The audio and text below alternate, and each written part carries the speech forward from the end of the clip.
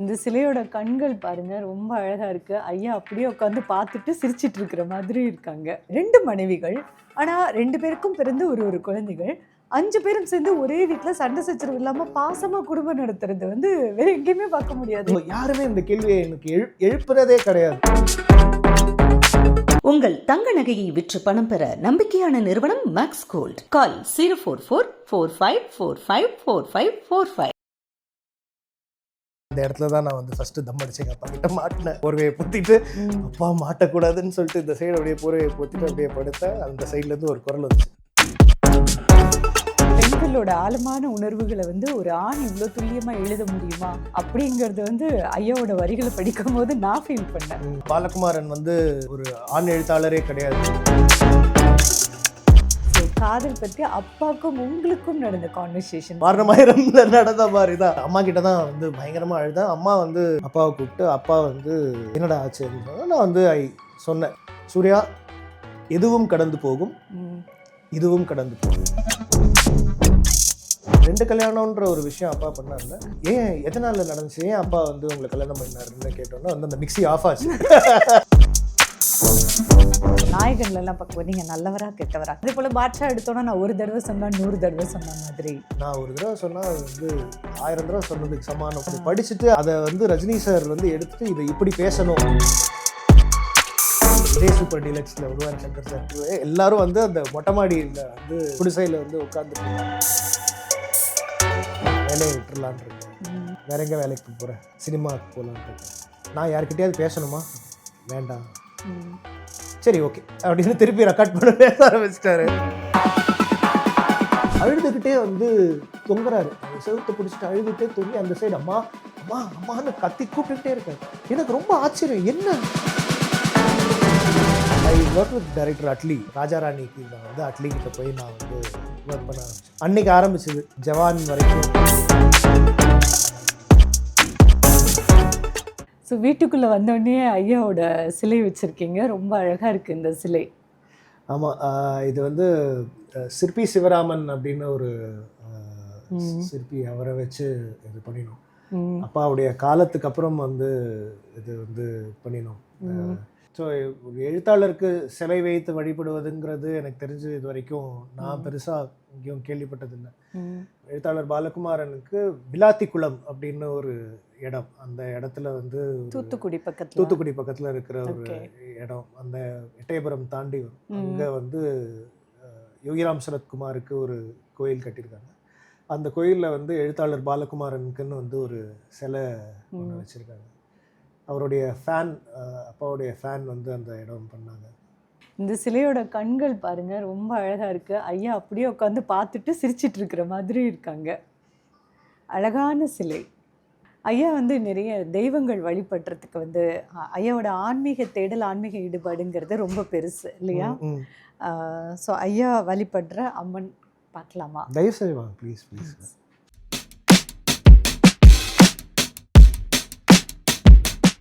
So ஐயாவுக்கு அம்மன்னா ரொம்ப பிடிக்கும்ல? ஆமாம், காலமாகறதுக்கு கொஞ்சம் வருடங்களுக்கு முன்பு வந்து சாக்த வழிபாடில் வந்து ஈடுபட்டு இருந்தாங்க நிறையா. அவர் வந்து ஒரு பெரிய சாக்த உபாசகராகவும் வந்து இருந்தாங்க. அதில் வந்து இந்த மகாலட்சுமி வந்து அப்பாக்காக வந்து யாரோ ஒருத்தங்க வந்து கிஃப்ட் பண்ணிட்டு போனது. அதாவது வந்து அவங்க வந்து உங்கள் வீட்டில் வச்சுக்கோங்க, நாங்கள் வந்து அதுக்கப்புறம் வந்து வாங்கிக்கிறோம் அப்படின்னு வந்து சொல்லிட்டு போனது. அப்படி வந்தவங்க அதுக்கப்புறம் அந்த வீட்லேயே இருந்துட்டாங்க. நாங்கள் வந்து இப்போ வச்சு வழிபட்டுருக்கோம். அப்பாவுடைய புக்ஸ்லேயுமே வாராகி அம்மனும் அப்பாவுக்கு ரொம்ப பிடிக்கும். ஆமாம், வாராகியும் வந்து அப்பாவுடைய அந்த சாக்த வழிபாடில் இருக்கும்போது அப்பா வந்து மகாகணபதி, பாலா திரிபுர சுந்தரி, வாராகி, ராஜமாதங்கி நிறைய அப்பா வந்து பண்ணுவார். அதை பற்றி என்கிட்ட நிறைய பேர் வந்து சொல்லியிருக்காங்க. அதுவே ரொம்ப ஆச்சரியமான விஷயங்கள்லாம் வந்து இருக்கும். நிறைய பேருக்கு வந்து கோயில் கட்டு, நீ இந்த இடத்துல கோயில் கட்டணும், இந்த மரம்லாம் இந்த கோயிலை சுற்றி வைக்கணும்னு நிறையா அட்வைஸ் பண்ணியிருக்காரு. அப்படி ஒரு கோயில் வந்து இருக்குது ஈரோடு பக்கத்தில் வந்து ஒரு வாராகியம்மன் கோயில் ஒன்று இருக்குது. ரொம்ப அழகாக இருக்கும் அந்த கோயில். அந்த கோயில் வந்து அப்பா சொல்ல சொல்ல அவங்க வந்து கட்டின ஒரு வாராகியம்மன் கோயில். அங்கெல்லாம் நான் போய் பார்த்து ரொம்ப பெரிய எக்ஸ்பீரியன்ஸ் எனக்கு. அந்த இடம்லாம் ரொம்ப அழகான ஒரு கோயில்.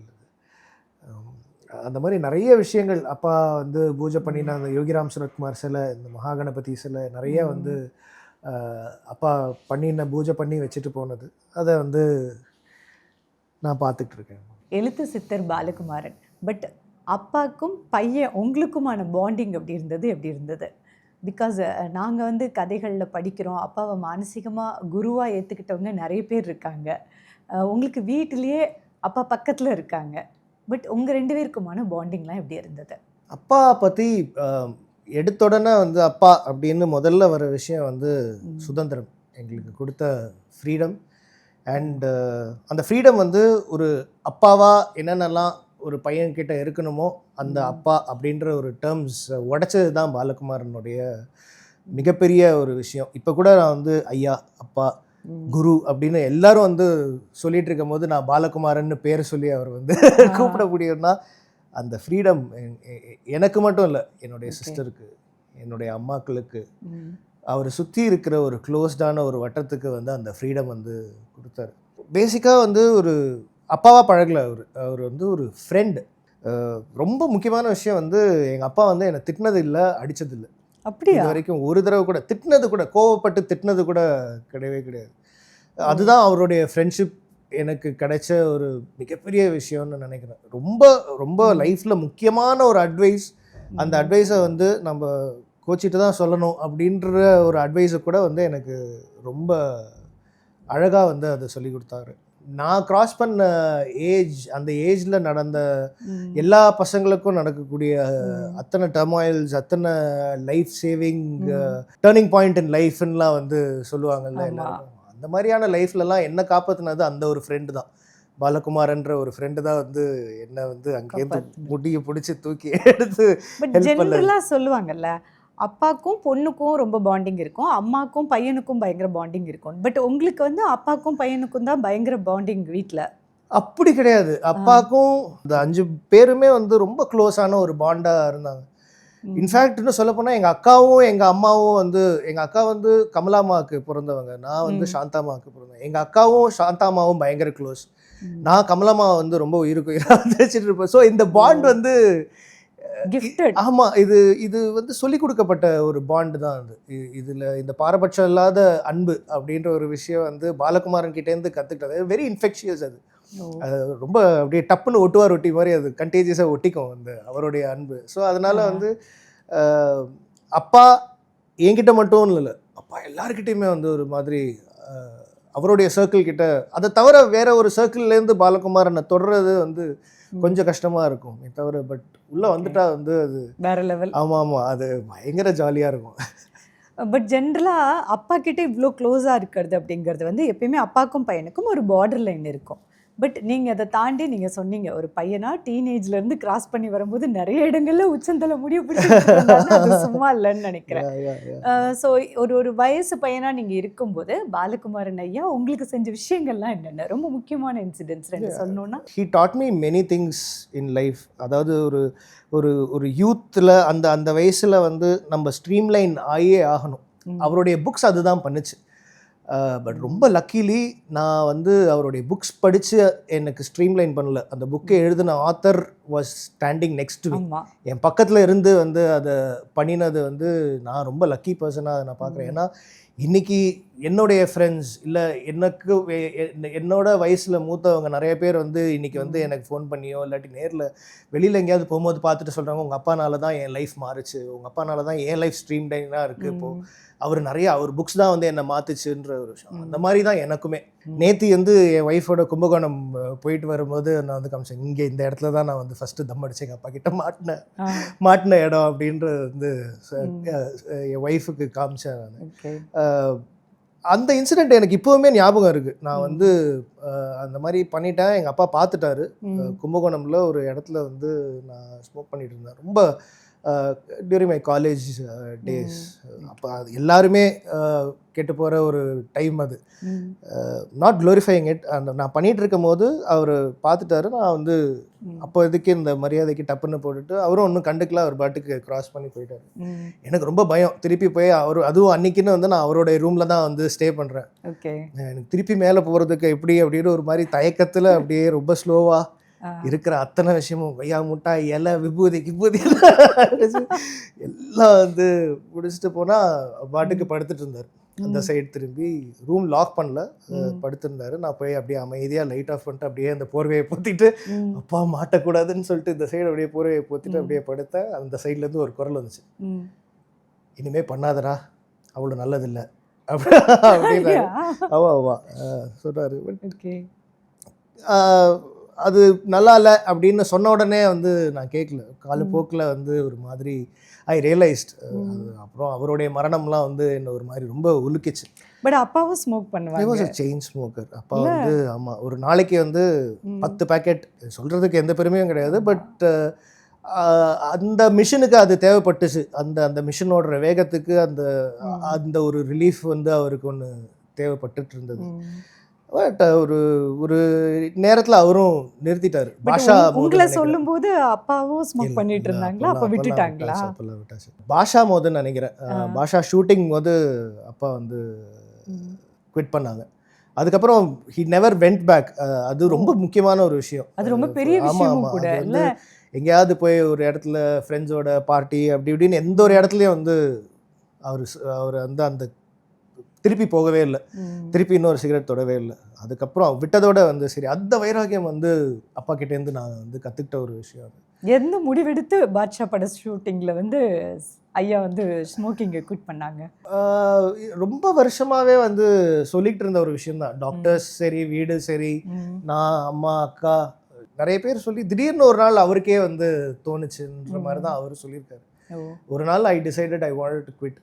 அது வந்து அந்த சிகரெட் ஸ்மோக் பண்ணிவிட்டு நான் அதுக்கு மேலே நான் வந்து வேண்டாம் அப்படின்னு சொல்லிட்டு தூக்கி எறிஞ்சிட்டேன் மனசுலேருந்து. அதுக்கப்புறம் ஹி டிட்ன்ட் கோ பேக். அது வந்து ரஜினி சார்கிட்ட வந்து போய் சொல்லி நம்பவே இல்லை. ரஜினி சார் வந்து அதை கேட்டுட்டு வந்து இல்லை, அது எப்படி வந்து அப்படியே எவ்வளோ நாள், ரொம்ப ஆச்சரியமாக ரஜினி சார் கேட்டாருன்ற மாதிரி அப்பா சொல்லுவார். எவ்வளோ நாளாக ஸ்மோக் பண்ணல? ஒரு 4 நாளாக ஸ்மோக் பண்ணல. 4 நாள் தானே ஆச்சு, பார்க்கலாம்.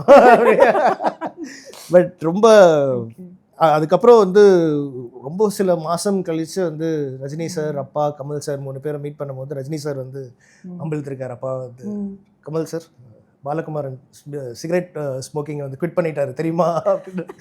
அப்படியா போல நிஜமா? எவ்வளோ இப்போ என்ன எவ்வளோ நாளாக இருக்கும்? கரெக்டாக அப்பா ஏதோ ஒரு டைம் சொல்லுவேன், 4 மாதம் இவ்வளோ நாள் அப்படின்னு. இவ்வளோ கரெக்டாக நாள் எண்ணிட்டு இருக்கேன்னா கண்டிப்பாக நீ மாட்டுவேன், திருப்பி யூ வில் கோ பேக் தேர்ன்னு கமல் சார் வந்து கிண்டல் பண்ணதான். But he didn't go back. He was strong. அந்த வைராகியம் வந்து அப்பா கிட்ட வந்து அது கற்றுக்க வேண்டிய ஒரு விஷயம். இல்லை அப்படின்னா அதில் he will not go back to it. But ரொம்ப நாளாக ஒரு செயின் ஸ்மோக்கராக 10 பாக்கெட் அப்படிலாம் சொன்னீங்க. பட் கடைசி காலத்தில் அப்பா அதை பற்றி ஃபீல் பண்ணி பேசியிருந்தாரு, எழுதியிருந்தாரு. நிறைய எழுதினார். உடம்பு சஃபர் ஆகும்போது, மூச்சு விட சிரமப்பட்டு, ஆக்சிஜன் மாஸ்க் எல்லாம் யூஸ் பண்ணும்போது நிறைய எழுதியிருந்தாங்க. இன்ஃபேக்ட் வந்து ஒரு ஒரு ஒரு கட்டுரை ஒன்று இருக்கும், அந்த ஸ்மோக்கிங் எதனால் வந்து நிறுத்தணும் அப்படின்றது ரொம்ப டீட்டெயில்டாக வந்து once when he started knowing it, அது வந்து அது ரொம்ப டீட்டெயில்டாக அதை வந்து எழுதியிருந்தாங்க. ரொம்ப லங்ஸ் எப்படி பாதிக்கப்படுது, சுவாசத்தை எப்படி அது கொல்லுது, அதுதான் வந்து ரீசன். அந்த மரணத்துக்கான காரணமும் வந்து அதுதான். அது என்னதான் நம்ம குவிட் பண்ணினாலும் 20 வருஷத்துக்கு அப்புறம் வந்து அதோடைய வேலையை அது செய்ய தான் செய்யும். ஸோ அப்பா குவிட் பண்ணி 20 இயர்ஸ்க்கு அப்புறம் தான் லங்ஸ் அஃபெக்ட் ஆச்சு. ரொம்ப மோசமாக இருந்ததுக்கு காரணம் அதுதான். ஏன்னா அதுக்கப்புறம் லங்ஸ் வந்து ரீகூப் பண்ண முடியல. எந்த ஒரு விஷயம்னாலையும் அதால் அதோடைய வேலையை செய்ய முடியல. Abused lungs. அதனால் ஸோ அதுதான் அந்த கட்டுரையில் அது ரொம்ப அழகாக அவர் சொல்லியிருப்பார். காதல் அப்படிங்கிறது எப்பயுமே பாலகுமாரன் ஐயாவோட நாவல்களில் ரொம்ப அழகாக இருக்கும் இல்லை? ஸோ காதல் பற்றி அப்பாவுக்கும் உங்களுக்கும் நடந்த கான்வர்சேஷன் ரொம்ப ஸ்பெஷலாக இல்லை? உங்கள் லைஃப்பில் காதல் அவர் என்ன சொல்லி கொடுத்தாரு? கரெக்டாக ஒரு லவ் பண்ண ஆரம்பிக்கக்கூடிய ஒரு வயசில் தான் வந்து எனக்கு வந்து பாலகுமாரனுடைய புக்ஸ் வந்து அறிமுகமாச்சு. அந்த டைமில் வந்து எனக்கு பாலகுமாரன் புக்ஸில் இருக்கிற ரொமான்ஸ் அண்ட் அந்த புக்கில் இருக்கிற ஒரு ஒரு லவ் பண்ணுற கேரக்டர்ஸ் எல்லாம் பார்க்கும்போது வந்து அது ஒரு ஏர்லி 80s இருக்கிறதா இருந்தாலும் 2000 ஏர்லி 2000s அதே மாதிரியான ஒரு ஆமாம் அவ்வளோ ஃப்ரெஷ்ஷாக இருந்தது. அது என்ன இருந்தாலும் வலி ஒன்று தானே, அது எப்போ வலிச்சாலும் the pain is going to be the same. அது எல்லாரும் ஒரே விஷயம்தான். அண்ட் அந்த மாதிரியான விஷயங்கள்லாம் வந்து பாலகுமாரன் புக்கு சொல்லி கொடுத்த ஒரு நேர்மை, லவ்வில் இருக்கக்கூடிய ஒரு ஹானஸ்டி வந்து எனக்கு வந்து ரொம்ப முக்கியமாக வந்து எனக்கு அதுக்கப்புறம் தான் வந்து புரிஞ்சுது. அதுக்கு முன்னாடி இருந்த ஹானஸ்டி வந்து மேபி அது ஒரு 100% இல்லாத ஒரு ஹானஸ்டியாக இருந்திருக்கலாம். அதுக்கப்புறம் பாலகுமாரனுடைய புத்தகங்கள் படிக்க ஆரம்பித்ததுக்கப்புறம் இருந்த ஹானஸ்டி, விமன் மேலே இருக்கிற ரெஸ்பெக்ட், அது அது ரொம்ப கிளியராக எனக்கு வந்து ஒரு இன்ஜெக்ட் பண்ணி அது சொல்லி கொடுத்த மாதிரி இருந்தது. அது it was hammered to my head. அது நீங்கள் இன்னொரு உயிர், அது அந்த உயிருக்கும் வலிக்கும், அந்த உயிரும் வந்து ரொம்ப ஸ்பெஷலான ஒரு விஷயம். நீ இஷ்டத்துக்கு அந்த உயிர்கிட்ட விளையாடிட முடியாதுன்ற ஒரு லவ்வில் வந்து ரொம்ப அழகாக வந்து அவருடைய புக்ஸ் வந்து சொல்லி கொடுத்தது. சக மனுஷனுக்கு மேலே இருக்கிற ரெஸ்பெக்டை விட அது ஒரு ஆப்போசிட் ஜெண்டர் மேலே வைக்கக்கூடிய ஒரு ரெஸ்பெக்ட் வந்து ரொம்ப முக்கியமான ஒரு விஷயம், எஸ்பெஷலி வித் விமன். அது வந்து அது நம்மளை வந்து ஒரு ஸ்டெப் மேலேயே அது ஏற்றி வைக்கும். அது அவ்வளோ மரியாதை வந்து அங்கே சைட்லேருந்து திருப்பி ரெசிப்ரோகேட் ஆகும். பெண்களோட ஆழமான உணர்வுகளை வந்து ஒரு ஆண் இவ்வளோ துல்லியமாக எழுத முடியுமா அப்படிங்கிறது வந்து ஐயாவோட வரிகளை படிக்கும் போது நான் ஃபீல் பண்ணேன். எக்ஸாக்ட்லி. ஏன்னா பெண்களுக்கே பெண்ணோட உணர்வுகள் புரியாது, இவர் ஒரு ஆண் எப்படி இவ்வளோ ஆழமாக ஊடுருவி பெண்களே யோசிக்க முடியாத அளவுக்கு இப்படி யோசிச்சு எழுதியிருக்காரு, வாட்டா வேணாம் அப்படின்ற மாதிரி நான் நிறைய பாலகுமாரன் வந்து ஒரு ஆண் எழுத்தாளரே கிடையாது, வந்து ஒரு பெண் எழுத்தாளர். வந்து சுஜாதா சார் வந்து எப்படி வைஃப் பேரை வந்து யூஸ் பண்ணி எழுதுறாரோ அது மாதிரி வந்து பாலகுமாரன் வந்து ஒரு பெண், அவங்க வந்து அவங்க ஹஸ்பண்ட் பேரை வச்சு எழுதுறாங்கலாம் நிறைய பேர் வந்து சொல்லியிருக்காங்க. ஆமா சொல்லியிருக்காங்க. அது ரொம்ப ஹாஸ்யமா அப்பாவும் அதை ஹேண்டில் பண்ணியிருக்காரு ஒரு கேள்வி பதில்ல. அதை தாண்டி வந்து வீட்டுக்கு வந்து வரக்கூடிய ஃபேன்ஸ் எல்லாமே வந்து பெண் ரசிகைகள் அதிகம், ரசிகைகள் வந்து அதிசயமாக வந்து ஷாக்கிங்காக இருக்கும். வீடு கதவு, நல்லா ஸ்கூல்லேருந்து சின்ன வயசில் வீடு கதவை திறந்தா ஒரு 20-30 பேர் வீட்டில் உட்காந்துட்டு இருப்பாங்க, காஃபி குடிச்சிட்டு இருப்பாங்க, உட்காந்து பேசிட்டு இருப்பாங்க. அத்தனையும் எல்லாருமே பெண்கள் தான். அண்ட் அது it is not only on his early. அந்த அப்பா வந்து ஒன்று சொல்லுவார், breaking the ice between a man and a woman அப்படின்ற ஒரு அவருடைய இனிஷியலான புத்தகங்களில் வந்து அந்த நடுவில் இருக்கிற அந்த பனி திரை, அதை வந்து ஒரு ஆணுக்கும் பெண்ணுக்கும் நடுவில் இருக்கிற ஒரு ஐஸ், அதை வந்து பிரேக் பண்ணணுங்கிறது தான் அவருடைய எல்லா நாவல்ஸ்லேயும் இனிஷியலாகவும் இருக்கும். அதுதான் வந்து அவருக்கு வந்து மிகப்பெரிய ஒரு பெண் வாசக வட்டம் வந்து ஏற்பட்டதுக்கான ஒரு காரணம். அண்ட் அதுலேருந்து எப்போ அவர் ஆன்மீகத்துக்கு ஷிஃப்ட் ஆனாரோ, நிறைய ஆன்மீகம் படிக்க ஆரம்பிச்சாரு, நிறைய ஆன்மீகம் எழுத ஆரம்பிச்சாரு. அப்போ எல்லாரும் குறைஞ்சிரும் அப்படின்னு நினைச்சோம், இல்லை இன்னும் ஜாஸ்தியாகிடுச்சு. அவரை சுற்றி வந்து அந்த நான் ஏற்கனவே சொன்னதுதான், ஹீ கிரியேட்ஸ் அ பாண்ட். அந்த பாண்ட் வந்து புத்தகங்கள் மூலியமாக இன்னும் வலுவடைஞ்சிட்டே போச்சு. இப்போ வரைக்கும் வந்து தெர் ஆர் பீப்புள் ஃபோன் பண்ணி வந்து பேசுவாங்க, அவுட் ஆஃப் தி வே போய் ஹெல்ப் பண்ணுவாங்க. எனக்கு ஒரு ஒரு ஒரு சின்ன மரியாதை வெளியிலேருந்து ஒன்று கொடுக்குறாங்கன்னா அதுக்கு 80% ஆஃப் த காரணம் வந்து என்னுடைய அப்பானால வர ஒரு விஷயம். அண்ட் அதில் எனக்கு எந்த ஒரு கவலையோ வருத்தமோ எல்லாம் கிடையாது, ரொம்ப பெருமை எனக்கு. காதல் எப்படி இருக்கணும்னு சொல்லுவார் அப்பா. லவ் வந்து அப்பா சொல்லி கொடுத்த ஒரு விஷயம் வந்து எக்ஸாக்ட் நான் வந்து சொன்னேன், மதித்தல். You have to respect the listen பண்ணுன்ற ஒரு விஷயம் அப்பா வந்து அடிக்கடி வந்து சொல்லுவார். உன்னுடைய மனைவியோ உன்னுடைய லவ்வரோ யாரோ ஒரு பெண், உன்னுடைய ஒரு ஆப்போசிட் ஜெண்டர் வந்து ஒன்று பேசுகிறாங்க அப்படின்னா அதை முதல்ல கேட்காம நீ உன்னுடைய பாயிண்ட்டை மட்டுமே வந்து எடுத்து சொல்லிகிட்டே இருக்காது. அது பிரயோஜனமே கிடையாது, அது கான்வர்சேஷனே முடியாது. ஏதோ ஒரு இடத்துல நீ உன்னுடைய லிசனிங்காவது அந்த பொண்ணுக்கு பிடிக்கும். ஒரு இடத்துல அவன் பொறுமையாக நின்று கேட்டான், லிசனிங் தான் ரொம்ப பிடிக்கும்.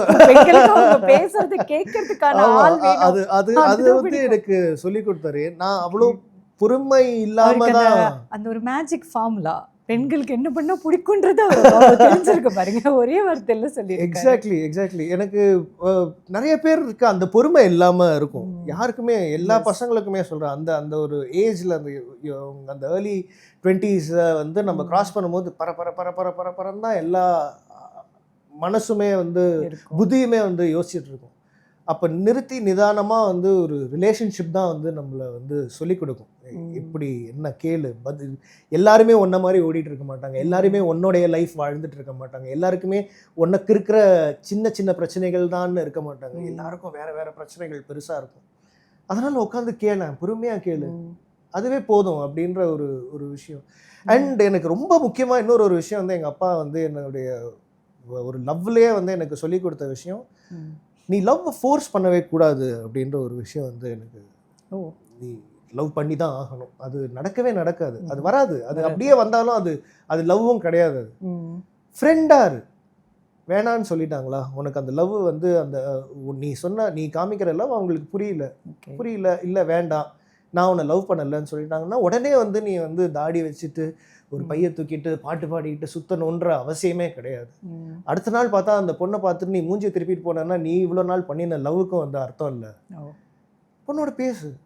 நேத்தி வந்து அப்படி வந்து பேசினவன் இன்னைக்கு வந்து ஃப்ரெண்டாக வந்து பக்கத்தில் உட்காடுறான், காஃபி சாப்பிடலாமான்னு கேட்குறான், வா அப்படியே வந்து வெளியில் போகலான்னு வந்து சொல்லும் போது ரொம்ப புதுசாக இருக்கும் அப்படின்ற ஒரு ஒரு ஒரு எனக்கு வந்து அது அது அது வந்து பிரேக் பண்ணது வந்து பாலகுமாரன் தான். காதல் எப்படி வெறுக்க முடியும் இல்ல, அப்படின்றது அவ்வளோ அழகா சொல்லி. நீ வந்து லவ் இல்லை அப்படின்னா அது லவ் இல்லைன்றதோட நிறுத்திடாத, அன்னைக்கு அதோட அந்த ரிலேஷன்ஷிப்பை மிஸ் பண்ணாத, அந்த ரிலேஷன்ஷிப்பை உடைச்சிடாது, திருப்பி போ, அந்த பொண்ணுக்கிட்ட பேசு, ஃப்ரெண்ட்லியாக பழகு, ஃப்ரெண்டுன்னு இரு. எனக்கு ரொம்ப ஆச்சரியமா இருந்தது எப்படி அந்த அவ்வளோ அந்த வயசுல எனக்கு வந்து அதை அக்செப்ட் பண்ணி அதை எப்படிப்பா நான் அப்படி போய் நிற்க முடியும்னு. ஆனால் போய் நின்னா அந்த அந்த ரிலேஷன்ஷிப் அவ்வளோ அழகாக மாறிச்சு. அதுக்கு ஒரு மனக்கட்டுப்பாடு வேணும்ல. காதலியை உடைச்சு அங்க தோழி ஆக்கணும். ஆமா, தோழியும் காதலியும் மிக்ஸ் பண்ணி குழப்பிக்கவும் முடியாது, காதலியை உடைச்சே ஆகணும். கரெக்டான விஷயம். ஆனா எண்ணி ஒரு வருஷத்துல அது லவ்வா மாறிச்சு. it works. காதலி டு தோழி, தோழி டு காதலி. ஆமா, it happened. ஆனா அந்த அந்த பொறுமை தான். உங்களோட லவ் ஃபெயிலியர் வந்து அப்பதான் சரி பண்ணாங்கன்னு நீங்க ஒரு இடத்துல சொல்லியிருக்கீங்க. என்ன நடந்துச்சு அப்போ? ரொம்ப நேச்சுரலா நடக்கிற ஒரு விஷயம் தான். எல்லா காதலும் வந்து ஜெயிக்கிற காதலாக தான் இருக்கணுன்ற அவசியம் இல்லை. அண்ட் எல்லா காதலும் வந்து இட் இஸ் எ லெசன். ஒரு மன கஷ்டம் தனியாக உட்காந்துட்டு நான் இப்போ வேற ஊரில் வெளியூரில் வேற இருந்தேன். அப்போ இருந்த ஒரு ஒரு ஒரு லோன்லினஸ்ஸை வந்து எனக்கு வந்து அப்பா தான் வந்து சரி பண்ணார். ரொம்ப சினிமேட்டிக்காக சொல்லணும்னா நம்ம இந்த வாரணமாயிரம்ல நடந்த மாதிரி தான்.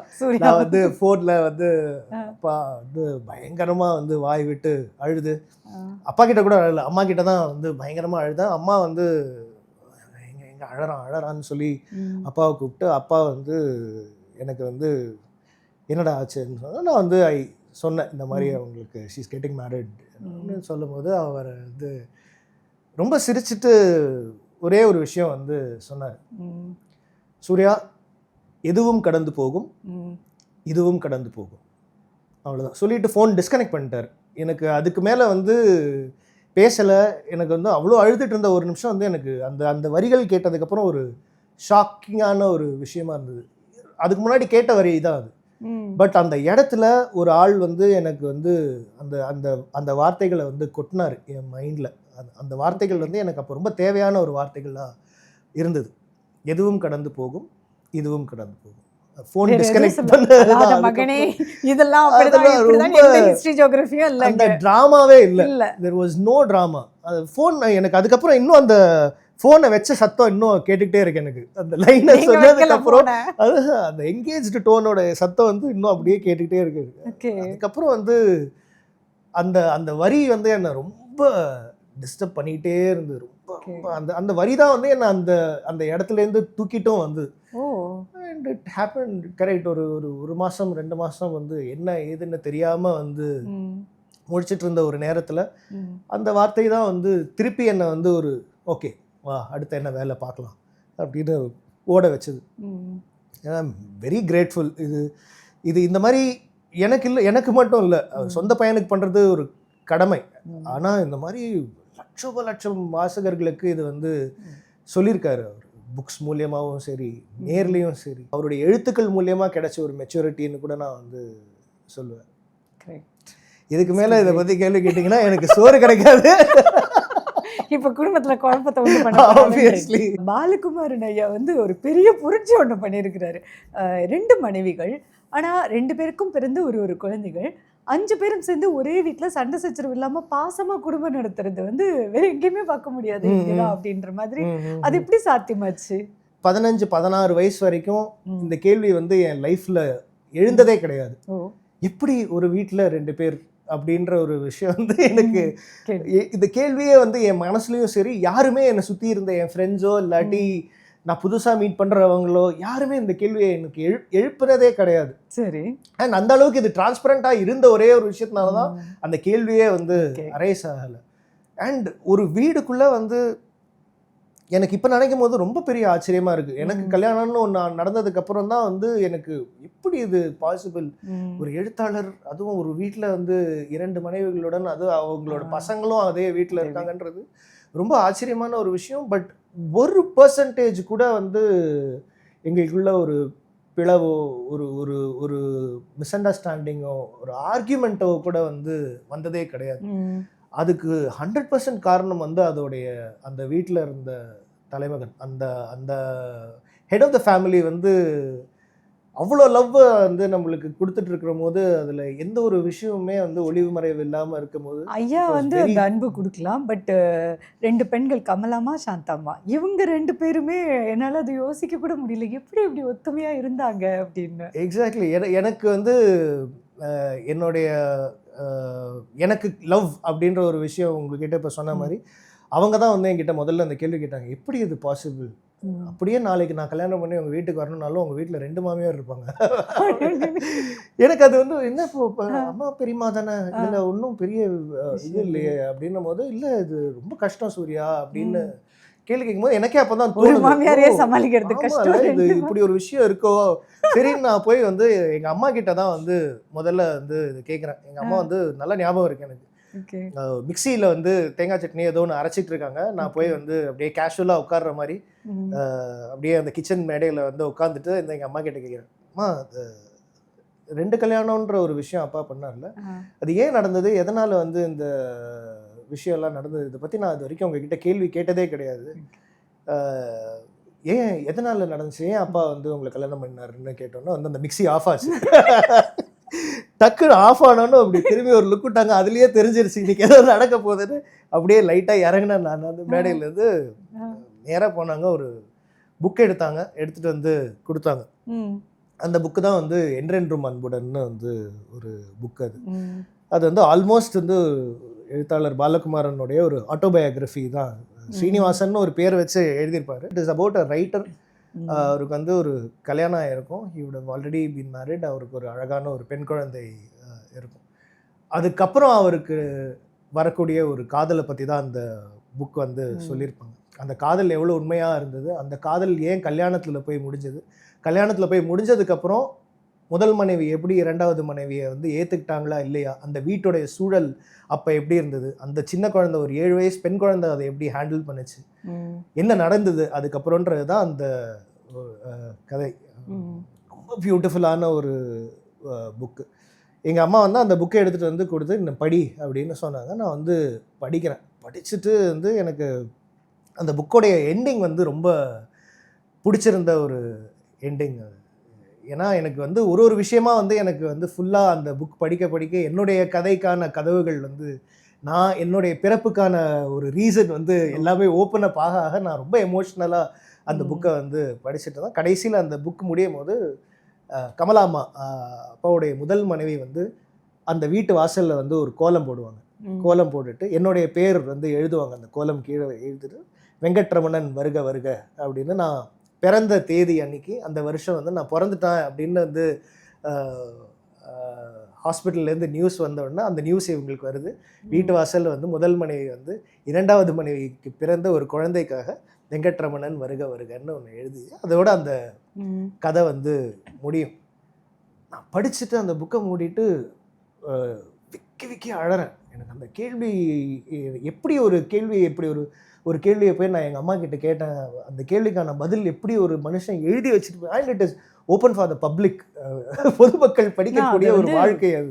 மிகப்பெரிய பாராட்டுல்ல. ஆமா, எழுதுறவங்கலாம் அதை தன் வாழ்க்கையில செயல்படுத்துறாங்களா, சொல்றவங்கலாம் செயல்படுத்துறாங்களா, இல்ல அவங்களுடைய காதலை முதல்ல கல்யாணம் ஆகி மனைவி குழந்தை இருப்பாங்க, ரெண்டாவது ஒரு காதல் வந்து அதை மறைச்சு வச்சிருவாங்க, அந்த காதலுக்கு ஒரு குழந்தை வந்தா என் குழந்தையே இல்லைன்னு சொன்ன செலிபிரிட்டிஸ்லாம் கூட இங்க இருக்காங்க. பட் அப்பா வந்து ரொம்ப கிரேட் இல்ல, அதை ஓப்பனா டிரான்ஸ்பரண்டா குடும்பம் நடத்தி காமிச்சிருக்காரு, புத்தகத்துல எழுதியும் வச்சிருக்கிறாரு. இதில் என்ன வந்து ரொம்ப முக்கியமான விஷயம்னா, அகைன் இது வந்து கொண்டாடப்பட வேண்டிய விஷயமா அப்படின்னு என்ன கேட்டிங்கன்னா எனக்கு தெரியாது. இல்ல இதை கொண்டாடப்படணும்னு சொல்லல, ஆனா ஒரு மனிதனுடைய நேர்மை அப்படிங்கிற ஒரு விஷயத்தை சொல்லணும்ல. என்னுடைய வீடு ஒரு ரொம்ப சந்தோஷமான ஒரு வீடு. அந்த 4 பேருக்கு அந்த அந்த செவுரு, அந்த 4 செவுரு சந்தோஷங்கள் நிறைந்த செவராக தான் இருந்தது. அதில் 1% கூட வந்து எனக்கு வந்து ரிக்ரெட்டே கிடையாது. எனக்கு என்னுடைய அக்கா, என்னுடைய பெரியம்மா, என்னுடைய அம்மா, என்னுடைய அப்பா, அவங்க வந்து ஒரு பியூட்டிஃபுல்லான ஒரு விஷயங்கள் வந்து எனக்கு ஒரு உலகத்தை வந்து எனக்கு ஓப்பன் பண்ணி விட்டுட்டு தான் வந்து போயிருக்காங்க. அதனால அது ரொம்ப ஹாப்பியாக நான் வந்து பார்த்துட்டு இருக்கேன். எந்த ஒரு நேரத்துலையும் வந்து எனக்கு அது வந்து இப்படி ஒரு இடத்துல அந்த ஃபீலிங்கே எப்படி இருக்குங்க. கமலாமா சாந்தாமா 2 பேரோட அந்த பாண்டிங் எப்படி இருக்கும்? 2 பேருமே வந்து ரொம்ப க்ளோஸ் ஃப்ரெண்ட்ஸ். இப்போ ரீசெண்டாக வந்து என்னுடைய அம்மா சாந்தாமாவுடைய மறைவுக்கு அப்புறம் அந்த மோஸ்ட் அஃபெக்டட் பர்சன்னு ஒன்று சொல்லுவாங்கல்ல, அது நானோ அவங்களுடைய பேர குழந்தைகளோ என் மனைவியோ கிடையாது, கமலாமா தான். ஏன்னா நான் வெளியூர் போயிடுவேன், என் ஒய்ஃப் வேலைக்கு போயிடுவாங்க, குழந்தைங்க ஸ்கூலுக்கு போயிடுவாங்க. கமலாமாவும் சாந்தாமாவும் தான் அந்த வீடு அப்பாவுடைய காலத்துக்கு அப்புறமும் சொல்லுவேன். அந்த வீட்டில் வந்து பாலகுமாரன் அது இதுன்னு ரொம்ப சந்தோஷமாக இருந்த ஒரு வீடு. யாருமே இல்லைங்கிற போது இப்போ இந்த 2 ஜீவன் மட்டும்தான், அந்த first wife and second wife மட்டும்தான் அந்த வீட்டில் இருந்திருக்காங்க. அண்ட் அவங்க தனிமையில் அவங்க இருக்கும்போது ஒருத்தருக்கு ஒருத்தர் ஹெல்ப் பண்ணி அவ்வளோ க்ளோஸாக அவங்க 2 பேர் மாறிட்டாங்க. ஸோ என்னுடைய அம்மாவுடைய மறைவுக்கு அப்புறம் அந்த மோஸ்ட் அஃபெக்டட் பர்சன் வந்து நான் கூட கிடையாது, பாலகுமாரனுடைய முதல் மனைவி கமலா பாலகுமாரன். அதுவே வந்து எனக்கு ஒரு எழுத்தாளர் வந்து மிகப்பெரிய ஒரு லைஃப்பை வாழ்ந்துட்டு போனதுக்கான ஒரு விட்னஸாக ஒரு சாட்சியாக அந்த ரிலேஷன்ஷிப் வந்து அமைஞ்சிச்சு. அதுவே எனக்கு ஒரு பெரிய லெசன், அதுவே எனக்கு ரொம்ப பெரிய ஒரு சந்தோஷம்.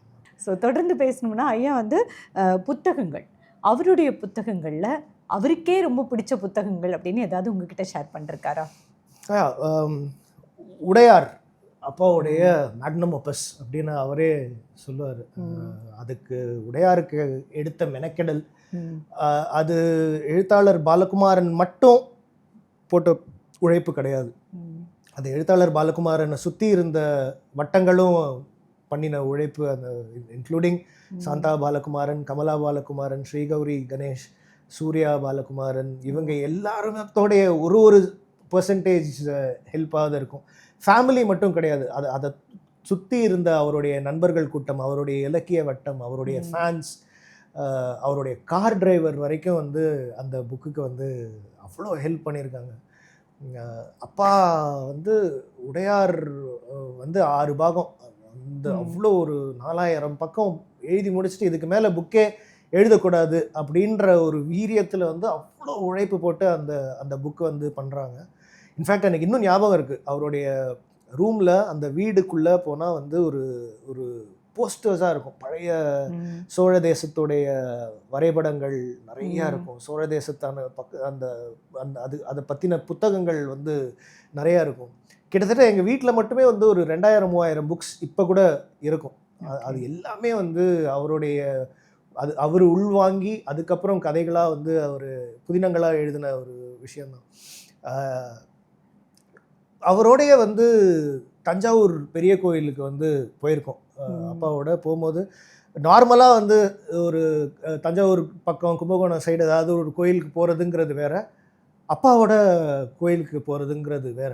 நின்று ஒரு சிலையாக வந்து எக்ஸ்பிளைன் பண்ணுவார். இந்த சிலை இப்படி, இந்த லெவலுக்கு பேர் இது, இந்த லெவலுக்கு பேர் இது, இங்கே தான் இது இருக்குது, இங்கே தான் இது இருக்குது, இந்த இடத்துல இவ்வளோ பேர் செத்துருப்பாங்க, இந்த இடத்துல இவ்வளோ பெரிய போர் நடந்திருக்கும் அப்படின்னு அந்த கதையை சொல்லிக்கிட்டே போவார். அதுவும் வந்து நாங்கள் வந்து அந்த கும்பகோணம் சைடு ஒரு ட்ராவல் பண்ணுறோன்னா அந்த ராஜபாட்டை கும்பகோணம்லேருந்து ஆரம்பித்து அந்த பூம்புகார் வரைக்கும் போகிற ஒரு அந்த பாதை ஃபுல்லாகவே வந்து கதைகளாக சொல்லிக்கிட்டே வருவார். நிறைய கதைகள் வந்து வந்துக்கிட்டே இருக்கும். உடையார் வந்து அது சில சர்ச்சைகளும் வந்ததோ உடையார் வந்தப்ப அந்த வரலாறு அப்படிங்கிறது இல்லை, அது புதினம் தான். It is a fiction. அது ஒரு மிகப்பெரிய ஒரு வண்டர்ஸ் ஆஃப் த வேர்ல்டில் ஒன்றா ஆகிறதுக்கூடிய அத்தனை விஷயங்களும் அத்தனை தகுதியும் இருக்கக்கூடிய ஒரு இடம் வந்து தஞ்சை பெரிய கோவில். அந்த தஞ்சை பெரிய கோவில் எப்படி கட்ட ஆரம்பித்தாங்க, எப்படி உருவாச்சு அப்படின்னு அந்த அந்த அந்த அந்த கதையோடைய இது ஃபுல்லாகவே ஃபிக்ஷனாக இல்லை, இருக்கிற ஆர்டிஃபேக்ட்ஸை ரிசர்ச் பண்ணி இது இங்கேருந்து ஒரு கதை இப்படி போயிருக்கலாம், இங்கேருந்து ஒரு கதை இப்படி போயிருக்கலாம். அந்த இடம் அந்த அந்த நதியை கிராஸ் பண்ணும்போது ஒரு ஒரு ஒரு ஒரு சக்கரம் வச்ச 2 சக்கர வண்டி வந்து உடஞ்சிருக்கலாம். அங்கேருந்து ஒரு கதை ஆரம்பிச்சுது. அதுதான் வந்து உடையாருடைய வந்து பிகினிங். இதுதான். இது அப்படியே 100% ஃபேக்டா அப்படின்னா 100% ஃபேக்ட் கிடையாது. இதில் ஃபிக்ஷன் இன்வால்வ். பட் அந்த ஃபிக்ஷன் வந்து அதுதானே ஒரு எழுத்தாளருடைய பலம். அந்த ஃபிக்ஷனை வந்து ரொம்ப அழகாக நேர்மையாக சொல்லும் போது தானே வந்து அது உடையார் வந்து அப்படிப்பட்ட ஒரு ஒரு ப்ராடக்ட். அது ரொம்ப பெரிய ஒரு விஷயமா நாங்களும் சரி எழுத்தாளர் பாலகுமாரனுடைய ஃபேன்ஸ் கொண்டாடுற ஒரு விஷயம். அது அப்பாவுக்கு ரொம்ப பர்சனலாக பிடிச்ச ஒரு ப்ராஜெக்ட் அது. அண்ட் அதோட வந்து அவர் வந்து இதுக்கு மேலே இது வேணாம், எதுவுமே எழுத வேணாம் தான் நான் இதை ஆரம்பித்தேன். ஆனால் அங்கேருந்து எல்லாம் அடுத்தது போச்சு. திருப்பி ராஜராஜ சோழன் முடிச்சு ராஜேந்திர சோழனுடைய கங்கை கொண்ட சோழன் ஆரம்பிச்சு, அதுக்கப்புறம் ஆவணி, அதுக்கப்புறம் இன்னொரு புக் ஒன்று தாராசுரம் பற்றி ஒரு புக் ஒன்று எழுதணும்னு சொல்லிட்டு இருந்தாங்க. கடைசியில் அது அவரால் பண்ண முடியல. அப்பாவுக்கு வந்து இயக்குனர் ஆகணும் அப்படிங்கிற ஒரு ஆசை இருந்தது இல்லையா? பாலச்சந்தர் அவர்கள் பாக்யராஜ் சார் கூடலாம் ஒர்க் பண்ணியிருந்தார்.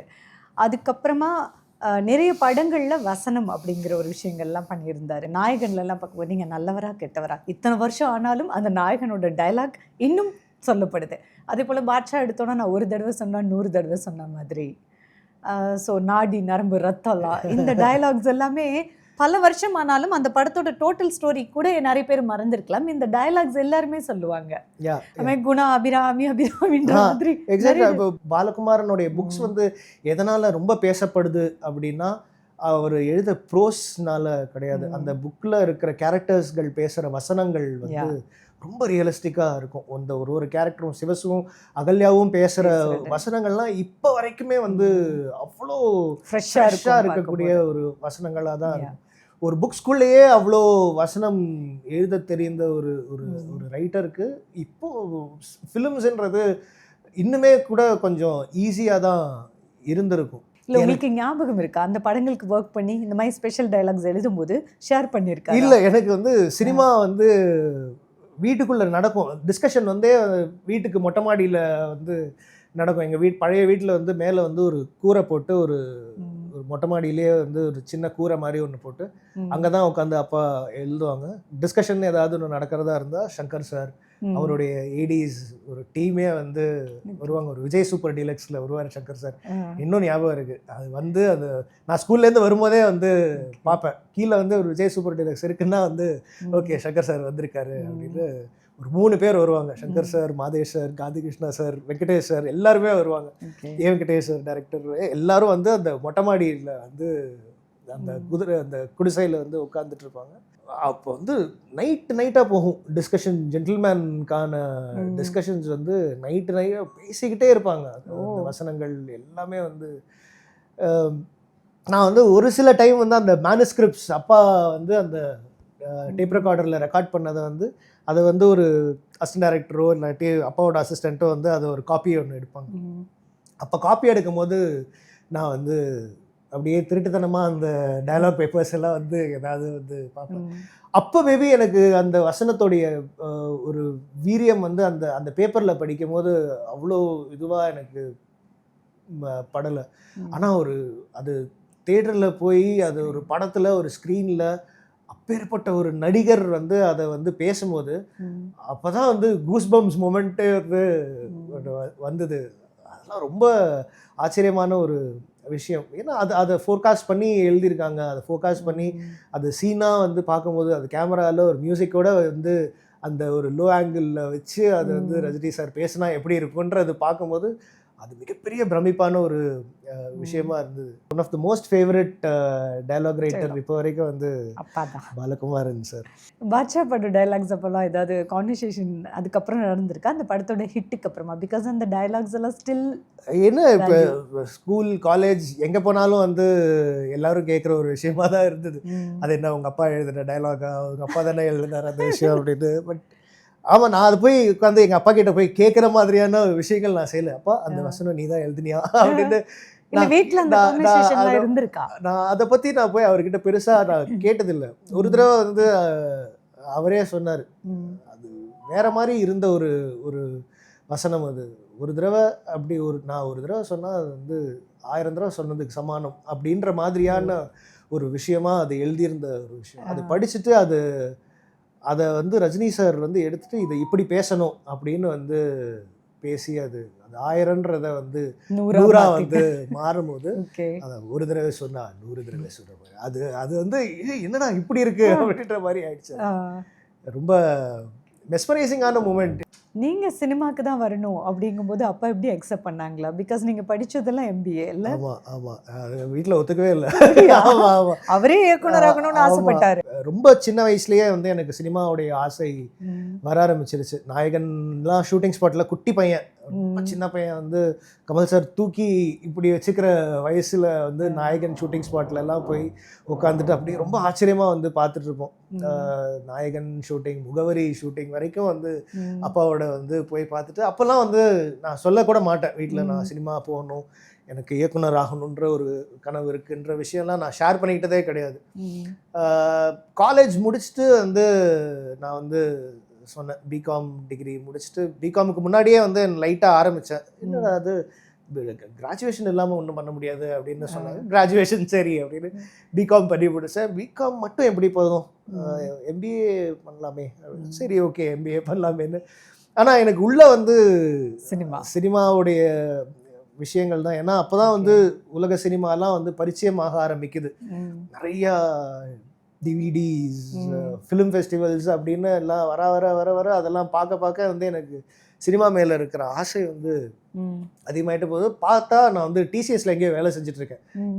என்னடா இப்போ தான் MBA முடித்த மாதிரி இருக்குது. அதுக்குள்ளே டிசிஎஸ்ல HR மேனேஜராக வந்து வேலை செஞ்சுட்டு இருந்தேன்.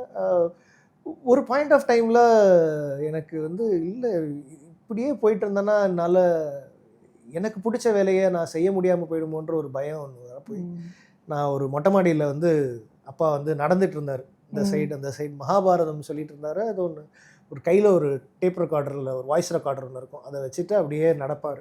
அப்படியே நடந்துட்டு இருக்கும்போது நான் வந்து நல்லா போய் அந்த சைடில் மொட்டை மாடியில் போய் நிற்கிறேன். நல்ல மழை வர போகிற ஒரு டைம், அது கிரே க்ளவுட்ஸு, ஒரு மொட்டை மாடியில் நின்றுட்டு இருக்கும்போது அவர்கிட்ட சொன்னேன், இந்த மாதிரி வேலையை விட்டுறலான் இருக்கேன், வேற எங்கே வேலைக்கு போகிறேன் அப்படின்னாரு. இல்லை சினிமாவுக்கு போகலான் இருக்கேன். நான் யார்கிட்டயாவது பேசணுமா? வேண்டாம். சரி ஓகே அப்படின்னு திருப்பி ரெக்கார்ட் பண்ண பேச ஆரம்பிச்சிட்டாரு. எனக்கு வந்து இது முன்னாடியே பண்ணியிருக்கணுமோ, டிசிஎஸ்லாம் சேர்றதுக்கு முன்னாடியே பண்ணியிருந்தா அது நடந்திருக்கும். ஏன்னா அவர்கிட்ட நான் போய் ஆசையாக நான் போய் சொல்லலை, ஓப்பனாக நான் வந்து கேட்கல. ஒரு தடவை வந்து அம்மா கிட்ட பேசும்போது இல்லை நீ வந்து வேலை பாரு அப்படி இப்படின்லாம் சொன்னாங்க. என்னால் செய்கிற வேலைக்கு உண்மையாக இருக்கணுன்ற ஒரு விஷயம் ஒன்று. அதனால் சரி டிசிஎஸ் வேணான்னு குவிட் பண்ணிவிட்டு சினிமாவுக்கு வந்ததுக்கப்புறம் நான் வந்து ஒரு விஷயத்தில் ரொம்ப கிளியராக இருந்தேன். அது எங்கேயுமே வந்து அப்பாவோட பேரை வந்து யூஸ் பண்ணிடக்கூடாதுன்னு. ஏன்னா எனக்கு ஒரு பயம், ஐயோ என்னடா அப்படிலாம் இருந்த ஒரு மனுஷனுக்கு இப்படி ஒரு பையனா அப்படின்னு யாராவது சொல்லிடுவாங்களோன்ற ஒரு பயத்தில் வந்து நான் எங்கேயுமே வந்து அப்பா பேரை யூஸ் பண்ணவே இல்லை. ரொம்ப நிறைய ட்ரை பண்ணி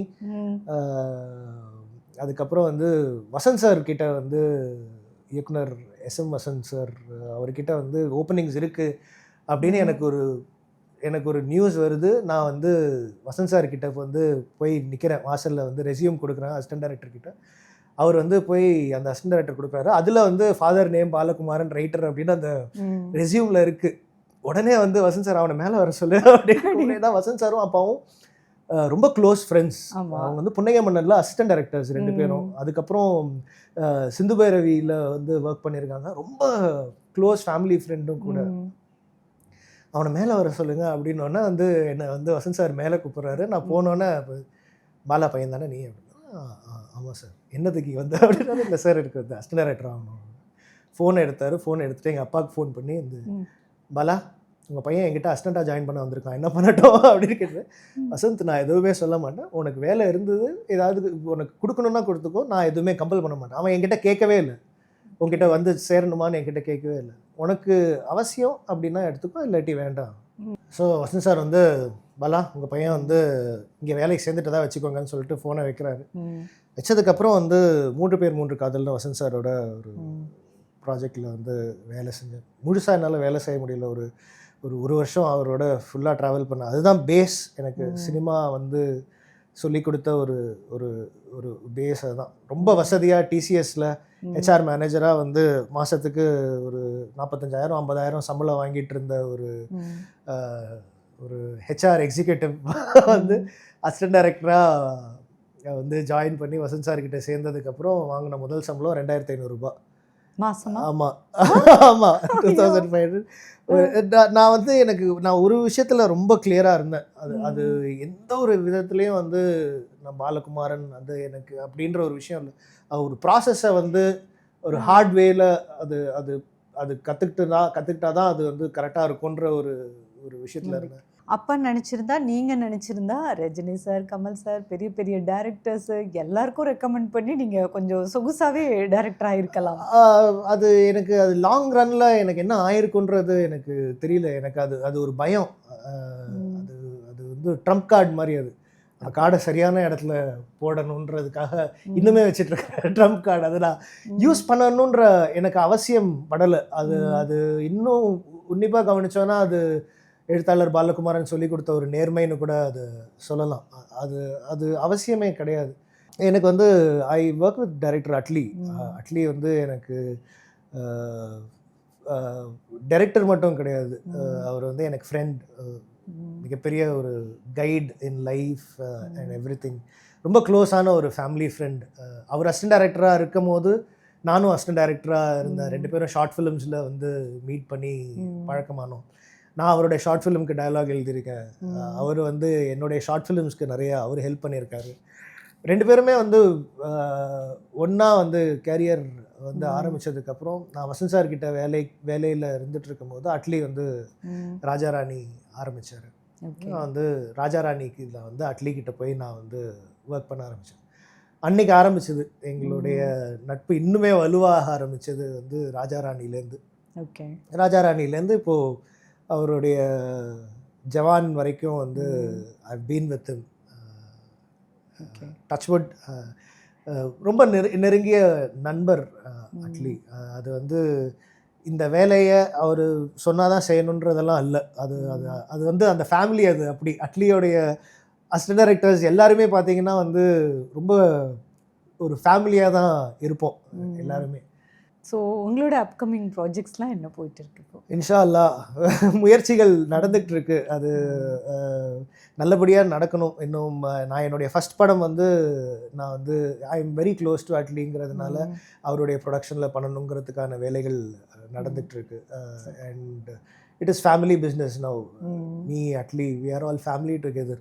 அதனால நான் அந்த ஃபேமிலியில் பண்ணணுன்ற ஒரு இதில் இருக்கேன். அதுக்கான நிறைய வேலைகள் நடந்துகிட்ருக்கு. Atlee is a very good spirit. என்னை கைட் பண்ணுற ஒரு குட் ஸ்பிரிட் அவர். அதனால் அவருடைய கைடன்ஸில் வந்து we are making a lot of things. இது வரைக்கும் வந்து நானும் அவருமே சேர்ந்து நிறைய கதைகள் வந்து செஞ்சுருக்கோம். ஒரு பியூட்டிஃபுல்லான ஒரு லவ் ஃபிலிம் பண்ணணுன்னு 2 பேருக்குமே ரொம்ப ஆசை. அந்த ஒரு லவ் ஃபிலிம் ரெடியாக பண்ணி ஒன்று வச்சுருக்கோம். லவ் ஃபிலிம் பண்ணிகிட்டே இருக்கிற போது விஜய் சார் கூட பண்ணின தெரி, நெர்சல், பிகில் எல்லாம் வந்து எங்களை ஒரு மாஸ் கமர்ஷியல் ஜோனுக்குள்ளே வந்து நாங்கள் உள்ளே வந்துட்டோம். அதுக்கப்புறம் வந்து திருப்பி வந்து இல்லை கமர்ஷியலாக ஆக்ஷனாக ஏதாவது ஒன்று பண்ணணும்னு சொல்லிட்டு திருப்பி உட்காந்து நிறைய கதைகள் வந்து பேசிக்கிட்டே இருப்போம். அதில் நான் வந்து இது நான் பண்ணணும் அப்படின்னு சொல்லிட்டு அட்லிக்கிட்ட ரைட் ராயலாக இல்லை இதை நீங்கள் பண்ணக்கூடாது நான் தான் பண்ணுவேன்னு சொல்லி வாங்கி வச்சிருக்கிற கதைகள் சிலது இருக்குது. இன்ஷா அல்லாஹ். ஓகே, சீக்கிரமா ஆமாம், அனைத்தும் வெள்ளித்திரையில் அப்படின்ற மாதிரி. எழுத்து சித்தர் பாலகுமாரன் ஐயா அப்படின்னா அவருடைய ஆன்மீக குரு யோகி ராம் சரத்குமார் அவர்கள் பற்றி பேசாமல் இருக்க முடியாது இல்லையா? ஸோ அந்த ஆன்மீக தேடல் பற்றி. ஆன்மீக தேடல் வந்து நான் எங்கள் அப்பாவோட நான் அதை பர்சனலாக நான் வந்து எக்ஸ்பீரியன்ஸ் பண்ணியிருக்கேன்.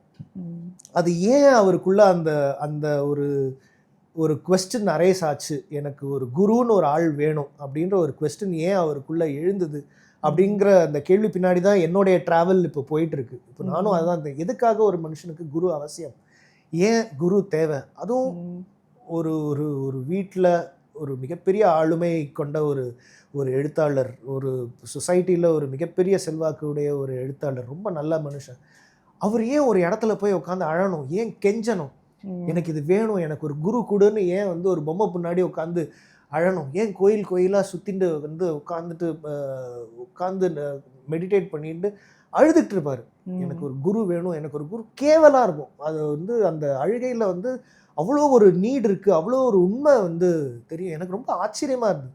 அவரையே நிறைய பேர் குருவா மானசீகமா நினைச்சிட்டு இருக்கும்போது அவர் வந்து எனக்கு இன்னும் நல்லா ஞாபகம் இருக்கு, வந்து சென்னையில் வந்து அமிர்தானந்தமயி அவங்க வந்து வந்திருக்காங்கன்னு சொல்லிட்டு, அமிர்தானந்தமயி வந்திருக்காங்கன்னு சொல்லிட்டு நானும் அப்பாவும் தான் போகிறோம். எனக்கு வந்து ரொம்ப சின்ன வயசு, 12-13 வயசு இருக்கும். ஸ்கூட்டரில் போகிறோம், ரொம்ப கூட்டம், பெரிய கூட்டம். எழுத்தாளர் பாலகுமாரன் யாருன்றது தெரியாத கூட்டம் அந்த அந்த இடம், அந்த நிறைய க்ரௌடு. இல்லை ஒரு இவர் உள்ளே போக முடியல, என்ன பண்ணுறதுன்னு தெரியல, ஆனால் இவருக்கு பார்த்தே ஆகணுன்ற ஒரு ஒரு ஒரு நீட், ஒரு அர்ஜ், அது ஒரு வெறி அவருக்கு. அது போகும், எனக்கு பார்க்கணும், எனக்கு குரு வேணுன்ற ஒரு வெறி. அது அவர்கிட்ட நான் பார்த்தேன். ஏன்னா அப்படி பிஹேவ் பண்ணிட்டு இருந்தார்.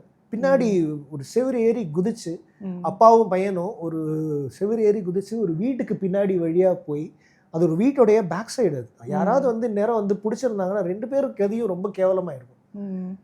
அந்த வீட்டு செவுரு ஏறி குதிச்சு பின்னாடி போய் அந்த சைட்லேருந்து இன்னொரு ஒரு பேரஃபெக்ட் வால்லேருந்து எட்டி பார்த்தா அமிர்தானந்தமயி அங்கே உட்காந்துட்டு இருக்காங்க. ஓ, ஃபர்ஸ்ட் வந்து என்ன தூக்கி பாத்ரூம் வழியா பார்த்தா மாதிரி. ஆமாம், அங்கே ஒரு சின்ன செவுரு, அந்த செவுருக்கு பின்னாடி ஒரு ஜன்னல், அந்த ஜன்னலில் தான் அவங்க உட்காந்துருக்காங்க. ஜன்னலுக்கு அந்த பக்கம் அந்த சைடு கூட்டத்தை பார்த்து உட்காந்துட்டு இருக்காங்க. என்னை வந்து ஒரு தூக்கி வந்து தோள் மேலே உட்கார வச்சு காமிக்கிறார், தெரியுதா தெரியுதா, கூப்பிடு அவங்களை கூப்பிடுன்றாரு. எனக்கு பயம், அவங்க கூப்பிட்டு யாராவது பார்த்து திருப்பி வந்து ஏதாவது, நான் எதுவும் கூப்பிடல, அப்படியே வந்து பார்த்துட்டு கீழே இறங்கிட்டேன். நான் அவரை தூக்க முடியாது, நான் குழந்தை. ஆனால் அந்த செவுரை பிடிச்சிட்டு அழுதுகிட்டே வந்து தொங்குறாரு. அந்த செவுத்தை பிடிச்சிட்டு அழுதுகிட்டே தொங்கி அந்த சைடு அம்மா அம்மா அம்மான்னு கத்தி கூப்பிட்டுக்கிட்டே இருக்காரு. எனக்கு ரொம்ப ஆச்சரியம், என்ன ஏன் இவ்வளோ ஒரு என்ன இது இருக்கு, என்ன நீட் இருக்கு, ஒரு குருக்காக ஏன் ஒருத்தர் இவ்வளோ வந்து போகணும், ஏன் இவ்வளோ அலையணும், அப்படி அது அலைஞ்சு அலைஞ்சு அலைஞ்சு இங்கே அங்கன்னு போய் உட்கார்ந்த ஒரு ஒரு இடம் வந்து திருவண்ணாமலை. இன்ஃபேக்ட் அந்த அவருடைய எழுத்தாளர் பாலகுமாரன் யோகிராம் சரத்குமாரை சந்தித்த முதல் சந்திப்பில் நான் வந்து இருக்கேன். எங்கள் அப்பாவோட நிறைய ஆன்மீக தேடல் வந்து அவருடைய பெஸ்ட் கம்பேனியன் வந்து நான். அவர் வந்து அப்பர் சுவாமி கோயில் போகிறதா இருக்கட்டும், கபாலி கோயில் போகிறதா இருக்கட்டும், திருவண்ணாமலையில் போய் பகவான் யோகிராம் சரத்குமாரை பார்த்த முதல் நான் தான் வந்து அவர் கூட இருந்தேன். 2 பேரும் பஸ்ஸில் போயிட்டு அங்கே பெரியார் சிலைக்கிட்ட இறங்கி, அங்கேருந்து இறங்கி நடந்து அங்கே சன்னதி தெருன்னு ஒரு இடத்துல போய் நின்று வந்து பார்த்த ஒரு எக்ஸ்பீரியன்ஸ். அங்கேருந்து ரைட்டர் பாலகுமாரனுடைய லைஃப் மாறினது, அது எல்லாமே வந்து நான் வந்து விட்னஸ் பண்ணேன். இப்போ நினச்சா வந்து அது ரொம்ப பெரிய ஒரு ஒரு ஒரு கனவு மாதிரி எனக்கு. அது அது ஒரு ட்ரான்ஸ், அவ்வளோ பெரிய ஒரு விஷயம். அண்ட் ஒரு எழுத்தாளருக்கு அது வந்து ஒரு பாயிண்ட் ஆஃப் டைமில் அவருடைய லைஃப் ட்ரான்ஸ்ஃபார்ம் ஆகணும் அப்படின்னு நினைக்கும் போது அவருக்கு அது தேவைப்பட்டிருக்கு. எனக்கு அது அந்த வயசில் புரியல, அந்த வயசில் எனக்கான அந்த நீடும் இல்லை. எனக்கான அந்த நீட் நடக்கும்போது எனக்கு அது ஒரு சரியான ஒரு தருணத்தில் அந்த நீட் அரைஸ் ஆச்சு. அந்த நீட் அரைஸ் ஆகும்போது எழுத்தாளர் பாலகுமாரன் என்னை விட்டு போனார். எனக்கு அது வரைக்கும் எனக்கு வந்து அவர் வந்து அப்பா. அவர் வந்து எனக்கு, நான் வந்து தாடி பிடிச்சி இழுக்க முடியும், அந்த முடியை பிடிச்சி ஏதாவது பண்ண முடியும், குத்த முடியும், அடிக்க முடியும், மடியில் படுத்து தூங்க முடியும், ஓ கொஞ்சம் முடியும், கால் போட்டுட்டு படுத்துக்க முடியும். இப்படி இருந்த ஒரு அப்பா ஸ்தானத்தில் இருந்த பாலகுமாரன் என்னை விட்டு விலகி அந்த அந்த உயிர் பிரிஞ்சு போனதுக்கப்புறம் ம் எனக்கு இனிமே ஒரு குரு வேணும். என்னுடைய குரு எழுத்தாளர் பாலகுமாரன் அப்படின்னு நான் ரொம்ப தெளிவாக எனக்கு உள்ளுக்குள்ளே வந்து தோணிச்சு. நான் எனக்கு அந்த செவரை தொங்கி பிடிச்சிட்டு இருக்கிற கேவல் வந்து எனக்கு 2 செகண்ட்ல அந்த கேவலுக்கான பதில் கிடைச்சிது. ஓகே அண்டு நான் வந்து இப்போ முழுசாக வந்து அவரை வந்து குருவாக தான் வந்து இப்போது பார்த்துட்ருக்கேன். எனக்கு குருவாக என்ன பண்ண முடியும் அப்படின்னா எனக்கு தெரியும். நான் கண்ணை மூடிட்டு கேட்பேன், எனக்கு இது வேணும், நான் என்ன பண்ணட்டும், இது சரியா தப்பா, இவ்வளோ நாள் ஆகுது, நான் எப்போ படம் பண்ண போகிறேன், எல்லாமே நான் வந்து ஐ discuss it with my dad தோ ஹீ இஸ் நாட் அரவுண்ட். நான் அவர்கிட்ட கண்ணை மூடிட்டு கேட்டால் எனக்கு மனசுக்குள்ளே எனக்கு ஒரு பதில் எனக்கு ஒன்று வரும். அது என்னுடைய அப்பாவுடைய குரலில் வரதா நான் வந்து நினச்சிக்கிறேன். அண்ட் அந்த வழியில் தான் நான் ட்ராவல் பண்ணி போயிட்டுருக்கேன். அண்ட் இப்போ வரைக்கும் வந்து கடவுள் புண்ணியத்தில் அது என்னை நல்ல வழியில் தான் கூட்டிகிட்டு போயிட்டுருக்கு. அதுக்கு ரொம்ப பெரிய தேங்க்ஸ் நான் சொல்லணும். Thanks to my father for that, for guiding me even now. Yes, மானசீகமாக கனெக்ட் ஆகி எல்லாம் பேசுகிறோம் அப்படிங்கிறது வந்து வேற லெவல் தான். ஆமாம், அது இன்ஃபேக்ட் எல்லாருமே அது ஒரு மாதிரி ட்ரை பண்ணலாம். அது எல்லாருமே பண்ணுற ஒரு விஷயம் தானே. அப்பனே முருகான்னு நம்ம வந்து ஒரு இடத்துல முழங்கால பிடிச்சிட்டு உட்கார்றது, நான் அப்பனே பாலகுமாரான்னு உட்கார்றேன். And thank you so much for your time and ரொம்ப பொறுமையாக ரொம்ப அழகாக நிறைய விஷயங்களுக்கு ஆன்சர் பண்ணீங்க. Thank you so much. உங்கள் தங்க நகையை விற்று பணம் பெற நம்பிக்கையான நிறுவனம் மேக்ஸ் கோல்ட். கால் 04445454545.